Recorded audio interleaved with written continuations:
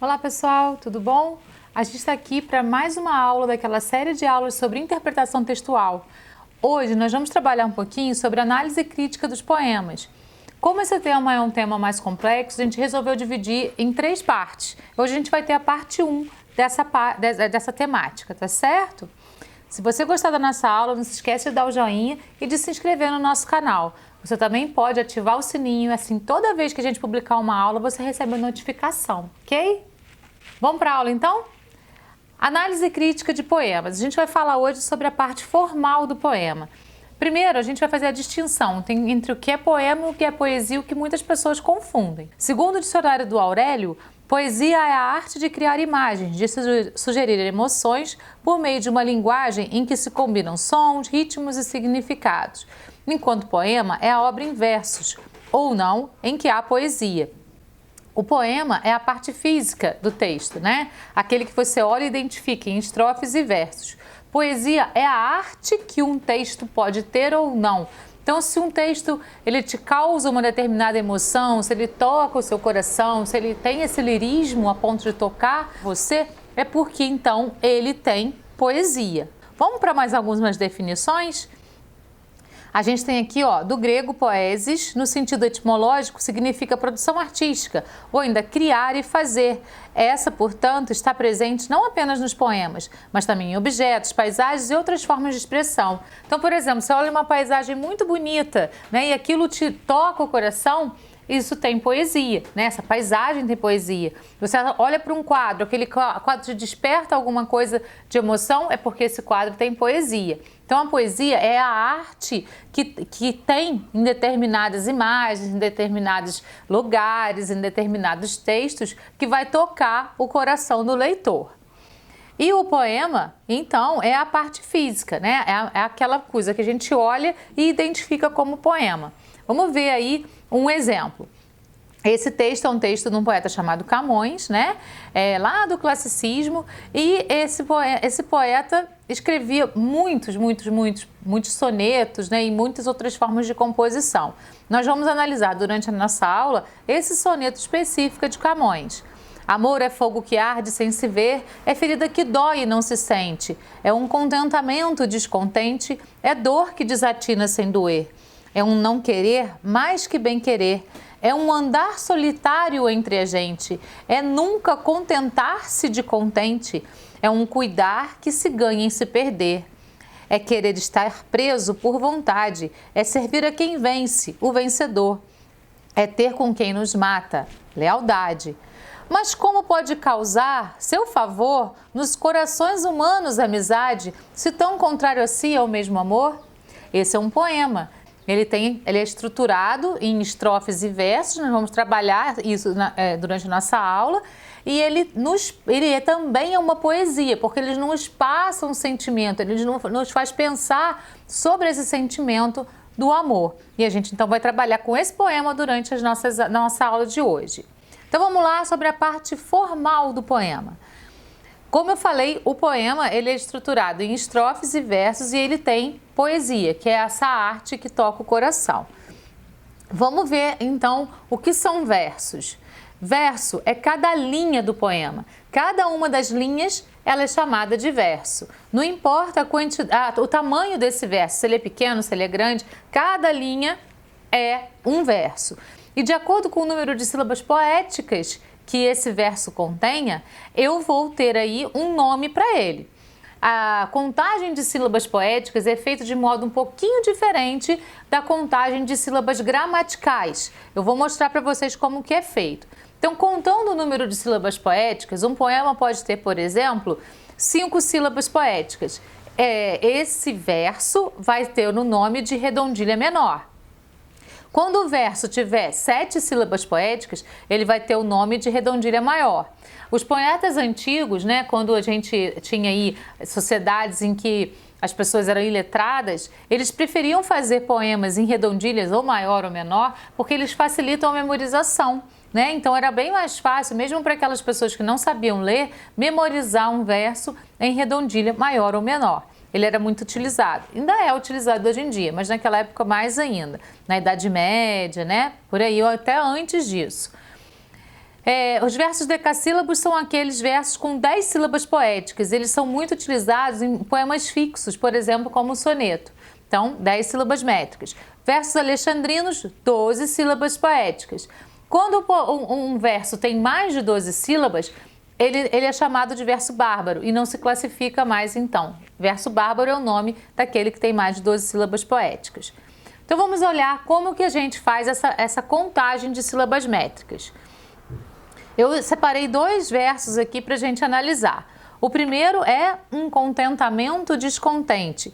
Nesse caso, desse verso, a gente vai fazer a separação das sílabas poéticas bem igualzinho à separação das sílabas gramaticais. Olha lá. É um contentamento descontém. A gente conta até a última sílaba tônica. A sílaba átono, no final, a gente despreza. Então, a gente contando as sílabas métricas desse verso, a gente tem 10 sílabas métricas. Vamos para o de baixo. Se tão contrário a si é o mesmo amor. O que acontece? Quando uma palavra termina com vogal e a outra seguinte, a seguir dela, inicia-se com vogal, a gente vai, na fala, a gente junta essas vogais. Então, na hora de fazer a separação de sílabas métricas, a gente também vai deixá-las juntas, certo? Então, nesse caso, a gente tem a seguinte separação, a seguinte contagem, né, das sílabas métricas aí. Se, tão, contrário, rio é junto, a gente conta como uma só. A si é o, também a gente conta como um só. Mesmo moá, a gente conta como junto, como uma só. E amor, a sílaba tônica é no mor. Então, como eu falei, a gente conta até a última sílaba tônica. Então, a gente percebe que esse verso também tem 10 sílabas poéticas. Isso é uma característica do soneto, né? Os versos do soneto geralmente são versos decassílabos, ou seja, tem 10 sílabas métricas. E fazendo a escansão, que é a contagem de sílabas métricas, a gente vai perceber isso em todos esses versos aí de Camões. Todos eles têm 10 sílabas métricas. Vamos avançar um pouquinho. Agora a gente vai falar um pouquinho sobre o tipo de estrofe. As estrofes são os blocos de versos que vêm num poema. Certo? Então, a gente tem estrofes que vêm de um verso até 10 versos. A gente vai nomear as estrofes a partir da quantidade de versos que ela possua. As mais utilizadas pelos poetas que fazem poemas fixos, né? Que têm formas fixas, como por exemplo o soneto, são os tercetos, 3 versos na estrofe, os quartetos, 4 versos na estrofe e as oitavas, com 8 versos na estrofe. Vamos voltar para o nosso poema analisado de hoje. A gente tem a composição de 2 quartetos, as 2 primeiras estrofes têm 4 versos cada uma, e 2 tercetos, as 2 últimas estrofes têm 3 versos cada uma. Isso caracteriza um soneto. 2 quartetos, 2 tercetos, versos decassílabos. Esse aí, então, é um soneto. Tá certo? Agora a gente vai trabalhar um pouquinho os tipos de rima, né? E as rimas, elas são classificadas de acordo com algumas categorias. Primeiro a gente vai ver as rimas quanto ao valor. Então vamos lá. Quanto ao valor, a rima pode ser pobre, rica ou preciosa. Quando que a rima é pobre? Quando as palavras que rimam pertencem à mesma classe gramatical. Como no exemplo, pato, gato. As 2 palavras são substantivos, portanto, rima pobre. Rima rica. Quando as palavras que rimam pertencem a diferentes classes gramaticais, como no caso de nós e veloz. Nós é um substantivo, veloz um adjetivo. Então, a gente tem aqui uma rima rica. E a rima preciosa? Quando as palavras que rimam possuem terminações incomuns, pouco utilizadas, como combinações entre verbos e pronomes, como no exemplo, estrelas, vê-las. Essa combinação é muito pouco comum e é muito difícil, né? Na hora de você estar escrevendo um poema, você lembrar desse tipo de combinação. Por isso, ela é uma rima preciosa. Agora vamos observar as rimas quanto à questão do som, quanto à questão fonética.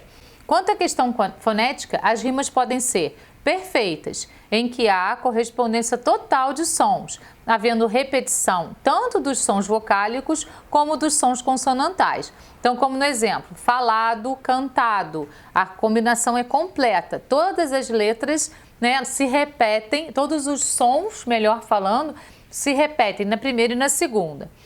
Ela vai ser imperfeita quando essa correspondência é parcial. E aí ela pode ser de dois tipos. Ela pode ser toante ou assonante, em que há apenas repetição dos sons vocálicos, como em boca, moça, pálida, lágrima. E aliterante, quando há apenas repetição de sons consonantais, como em fez, faz, lata, luto, a gente tem repetição de sons consonantais. Enquanto a fonética, portanto, ela pode ser perfeita ou imperfeita, e a imperfeita se divide em toante ou aliterante. Vamos ver os exemplos? Então vamos analisar aí no poema que a gente estava vendo, né? A primeira estrofe, se a gente for analisar a questão do valor, a gente percebe que o primeiro verso, ele tem como a última palavrinha ver. E o último verso dessa estrofe, né, é dor que desatina sem doer. Ver, doer são dois verbos, portanto a rima aí é pobre. E as rimas do meio? Sente, descontente, a gente tem um verbo e um adjetivo. Aí a rima é rica. Na de baixo, a gente tem, no primeiro verso da estrofe, querer, no último, perder. Então a gente tem dois verbos de rima pobre. Os do meio, gente, contente, um substantivo e um adjetivo. Rima rica. Então, no poema de Camões, a gente tem a combinação de rimas pobres e ricas numa mesma estrofe. As últimas, olha lá, são todas pobres. As dos tercetos são todas pobres porque são todos substantivos. Quanto à questão fonética, a rima é perfeita porque todos os sons coincidem. Ver, doer, sente, contente, e isso vai acontecer durante todo o poema. Agora nós vamos ver as rimas quanto à posição na estrofe, como que elas se classificam de acordo com a posição que elas aparecem nas estrofes. Então elas podem ser cruzadas, combinam-se alternadamente seguindo o esquema AB, AB. Como a gente sabe esse negócio de A, B, C, nome de rima? Vou explicar. A gente dá nomes para rimas de acordo com como elas aparecem. Então, por exemplo, no poeminha, na estrofe que eu tenho ali de Cecília Meirelles, o meu amor não tem. A gente tem a primeira rima aí, em. A gente vai dar o nome para ela de A. Importância nenhuma. Apareceu a rima uma. A gente vai dar o nome de B. Não tem o peso nem. Apareceu de novo a rima em. Então a gente já deu o nome para ela, A.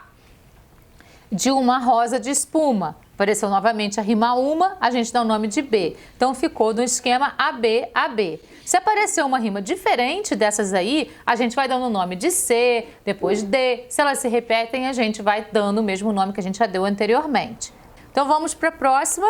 Rima emparelhada ou paralela.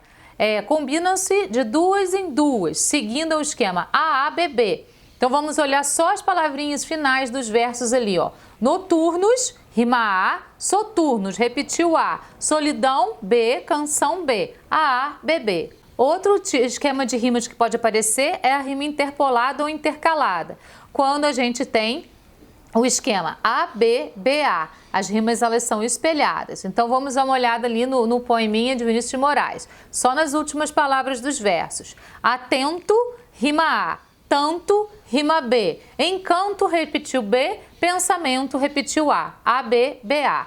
A gente ainda pode ter rimas encadeadas, certo?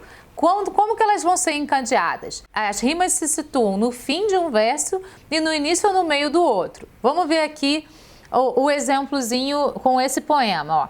Salve bandeira do Brasil querida, rima ida. Toda tecida, aí o tecida apareceu no meio do verso seguinte, de esperança e luz. Pálido sagrado sobre o qual palpita, apareceu a rima ita. A alma bendita, olha aí, o bendita no meio do verso seguinte, do país da cruz, aí a gente tem cruz rimando com luz no final do verso, o que é mais comum. A gente ainda pode ter as rimas mistas, quando apresentam outras combinações e posições nas estrofes sem esquemas fixos, e os versos brancos, que são aqueles que não vão rimar. Então vamos analisar no poema de Camões. Como que ficaria o esquema de rima? A gente já analisou quanto ao valor, a gente viu que tem pobres e ricas e quanto à fonética, perfeitas. Quanto à posição, elas vão aparecer interpoladas ou intercaladas no esquema ABBA. Olha lá, ver A, sente B, descontente B, doer A. E ela vai seguir essa rima. Quando muda lá no terceto, vontade C, vencedor D e lealdade C. A gente vai ter esse esquema de rima aí. Vamos fazer uma análise rápida do poema, né, para a gente poder ver os movimentos que acontecem nele. Então, a gente tem o primeiro movimento do verso 1 até o verso 11. São feitas 11 tentativas de definição do amor por meio de versos em que há declarações afirmativas. No segundo movimento, que é o último terceto, as tentativas anteriores são superadas por uma interrogação retórica final que apresenta o amor como um sentimento contraditório. Aí a gente tem na primeira estrofe a definição de que o amor é sofrimento. Na segunda estrofe, a definição de que o amor é desprendimento. Depois, que o amor é doação. E na última estrofe, que é chamada de chave de ouro, o amor é paradoxo, ou seja, ele é oposto, ele se opõe, ele é um sentimento contraditório. Então, o poema se encerra com uma indagação. Como as pessoas podem buscar por uma coisa e gostar dela se é tão contraditória a si mesma, que é o amor, né? Então, gente, essa foi a nossa aula de hoje sobre a análise formal do poema. A gente queria falar para vocês que a gente está com um curso online de redação para todo o Brasil, com aulas em videoconferência. Se você tiver interesse, o nosso contato do WhatsApp está aí na tela. E também temos um site de correções para o Enem. Se você quiser, pode acessar, o site é www.esquemaredacão.com.br. Até a próxima aula de análise de poema, na parte 2.